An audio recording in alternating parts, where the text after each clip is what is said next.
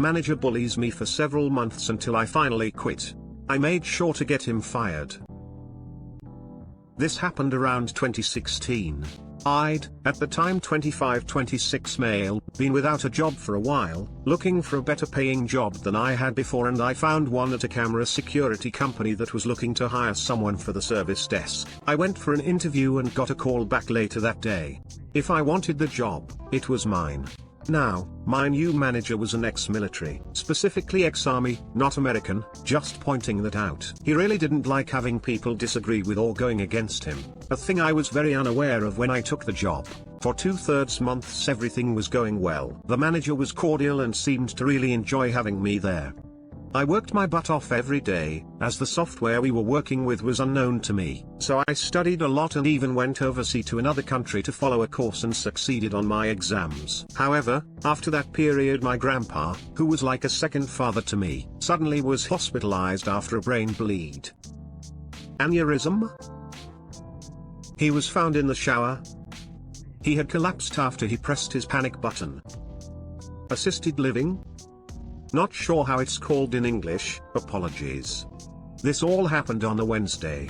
The family came together in the hospital several times to show support and see Grandpa. However, on Friday afternoon, 3 p.m. I was called up by my father, my grandpa's son, while I was at work, and he explained to me that Grandpa unfortunately passed away. I was in tears on the phone and in utter shock. It took me a while to calm down. I went to my manager and explained what just happened and that I'm going home to be with my family. However, that day there was an event. The company was doing a charity event and this charity was going to be public news. They already announced the amount of people participating and it would look bad if there were a person down. It was basically just for good PR. So, he refused to let me go. I told him that by law he cannot deny me, as my contract states I can take a day for a death in the family, and that I was leaving now. This was the turning point. He went from a nice manager to a manager from hell. Suddenly everything I did was wrong. I was told he couldn't believe I was in this line of work for 6 years and be this bad at my job. He cussed me out and ridiculed me in front of my colleagues and even clients. This all continued for several months and severely began to impact my mental health. I had a talk with my parents and my fiancée, at the time still my girlfriend. I'd ask her to marry me in December 2016, and they basically told me that this was not okay, that I didn't have to take this and that I should give them my 2 weeks notice. I agreed. The following day I went to HR and explained why I was leaving the company and that I couldn't stand the idea of working even a single day more with that excuse of a human being. HR showed interest in my well-being and even more importantly in what I was claiming about my manager. They had received more complaints about him, but nobody had proof of his wrongdoings. So, they asked me if I had proof. I told them I'd be looking for a new job, but I'd gladly fit in the time to collect all I could. For the next 2 weeks I collected everything: memos, emails, voice recordings. When on the phone the calls are automatically recorded, and the dumbass was stupid enough to cuss me out while I was on the phone. Lucky me. Also lucky was that my colleagues at the desk had my back this entire time. They'd been trying to cheer me up, said I was doing fine work and that they also didn't understand this man's behavior. So, when I came by and asked if they'd mind signing a document that everything I stated in the paperwork was the truth, they gladly did. I had one last talk with HR and him at the same time the last day I was there. Before he even walked in, I told the HR person who was mediating, he's going to walk in, say what he wants to say, and I'll be quiet and listen. When he's done, I'll explain my side and he's going to interrupt me, tell you I'm lying and talk about completely unrelated subject matter to drag the conversation another direction. She looked surprised at my comment, but had no time to respond as Mr. Army Man walked in and began his spiel. Exactly as I stated, he'd blurt his side out, and once I tried to talk, he'd consistently interrupt me and tried to pick fights. Eventually I got up, told HR I told you so. Here's the documents you've been asking for.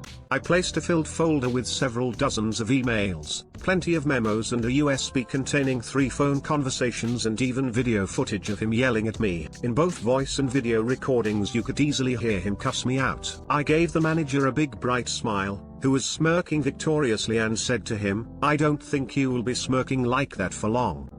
Enjoy your little victory.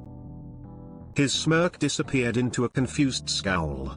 But I slammed the door on him before he could respond and left the building feeling like a huge, and I mean humongous-sized, planet-sized amount of stress fell off my shoulders. Within a month, I was back to my old self. 2 months later I was working at a new job, and out of curiosity I checked my ex-manager's LinkedIn. Unemployed. I called one of my old colleagues to ask what exactly went down.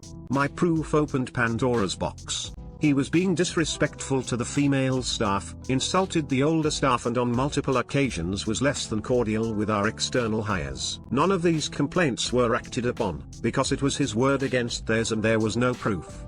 However, me providing overwhelming proof of his gross behavior towards me made all other complaints now to be taken as fact. He was promptly fired less than a month after I left, and they refused to provide him with any form of reference. In a field like his, references mean a lot, so not getting one from a company you worked at for nearly a year is a huge red flag. It's now 2020, 4 years passed, and according to LinkedIn he's still not working in his field. I'll gladly admit that I felt rather wickedly satisfied, and still do whenever I happen to think about it. TLDR. Manager began to bully me because I went to my family after the death of my grandpa instead of staying at work, and basically forced me to quit for my own mental health. I delivered an overwhelming amount of proof of his misconduct that got him fired, which made it very difficult for him to find another job in his field. Now to the comments. So satisfying to see justice served. I'm sorry you had to deal with an abusive bully of a boss, and I'm sorry for the loss of your grandfather. Hope you're doing well today. Your English is excellent, by the way, so no need to apologize. And the assisted living and aneurysm were exactly the words you were looking for. Even if it wasn't against the law and in your contract that you could take off work for the death of a family member, it is a pretty terrible move to not allow someone time off to grieve and prepare for a funeral. It's general respect. Just based off of that, without even considering the verbal abuse you and your colleagues faced from this manager, he got what he deserved. When I found out my mum had died, I was walking between 2 buildings at work to go to a really important meeting. I rang my manager and said what had happened. He just said, "I'll sort your stuff out here, go and deal with it. Let me know next week what your plans are," and that was it. I was off for as long as I wanted, no hassle. That's called working for a decent person. It's sad how rare it is. Always reminded of the quote that people don't leave jobs, they leave bosses. Except if you have ADHD.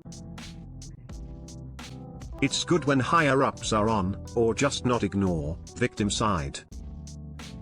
I'm surprised HR didn't use the multiple complaints as proof. So, he had a pile of complaints against him, but they still did nothing? And even after you provided proof, it took a month to get rid of him? Thank all that you got out of there and away from that company. Unfortunately, that's how it goes in a lot of corporations, whether in the US or elsewhere. It's your word against theirs, and HR often tends to side with management unless you have solid, undeniable proof. And if you have any marks on your own record, they'll use that as leverage in the manager's favor. Yes, for 1 or 2 complaints. But multiple, and some came from outside employees. Unless OP is exaggerating, the company should have started investigating long ago, especially if calls were recorded. I, kinda, work in HR and have had all the California training, and it is mostly focused on how to protect the company by protecting the employees. But IDK where OP is from, so it might be different. But if a company has a dedicated HR department, they should use it. Sounds like another shithead that's on a power trip, thinking he's still in the military and thinking it's okay to treat regular, everyday people like absolute shit because that's what he's used to. It's bullshit. But it definitely pays off to document any sort of harassment and abuse in the workplace like that. See ya equals cover your ass. Fisser. It's not okay to shit on people when you are in the military either. Not a good leadership style. This gave me a justice boner and I'm a lady. Wet with justice? Juicy justice.